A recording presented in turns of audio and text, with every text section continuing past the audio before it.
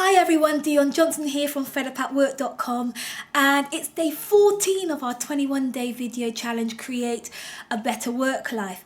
And today's message is called, What Do You Want? Now I know that sounds like a really obvious question, but I tell you, if I had a penny for every time someone said to me, Dion, I don't want this, I don't want that, but I just don't know what I do want, I'd be a rich woman.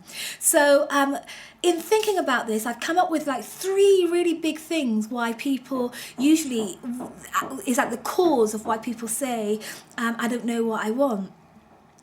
The first one is that you don't understand the options. So imagine going into a restaurant, right? And the menu is in a different language. So you don't understand what the words mean, or you don't understand the foods. You've never come across these foods before. So you genuinely, when the waiter comes over and says, what do you want? You genuinely don't know, right?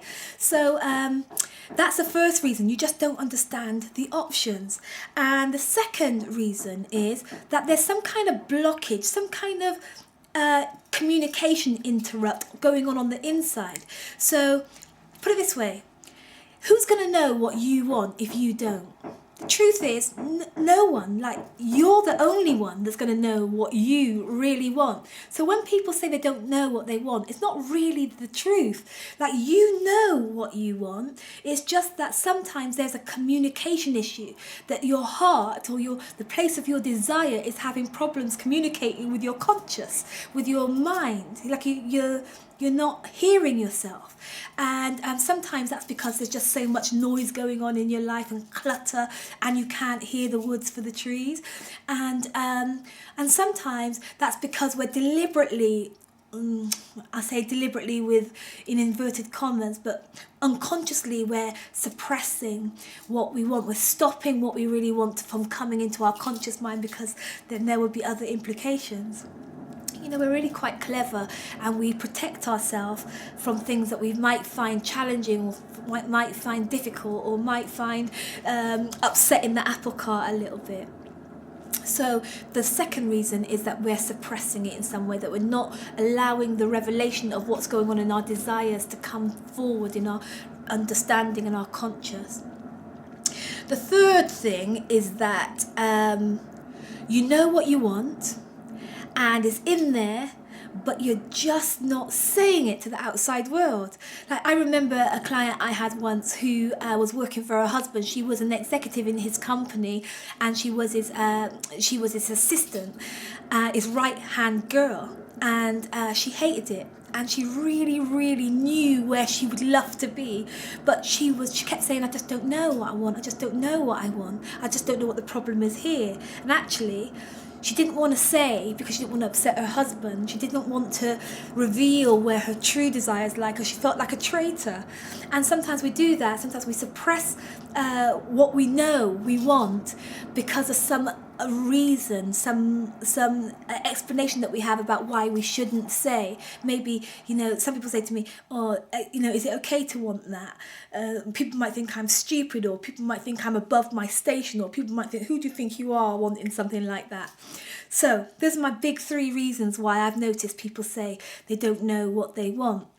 And if you're thinking you don't know what you want, then the idea then is to reconnect you with what you do, because what you want for you, right, it's in there somewhere. We've just got to get you talking to yourself. We've just got to get you understanding your options. We've just got to get you hearing the place of your heart. And so here's my tips for doing that, okay? The first one is get help.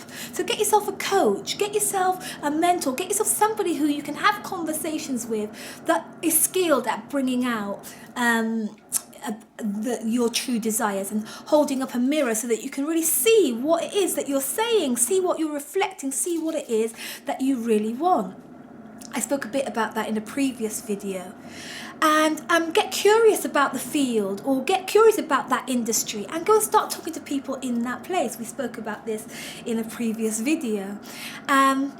My other tip for finding out what you want is to think themes rather than roles. Now, oftentimes people think, okay, they think in terms of job titles. And I'm saying when you're thinking about what you want, you don't have to know a job title. You don't have to be able to pin it down to an industry or a thing.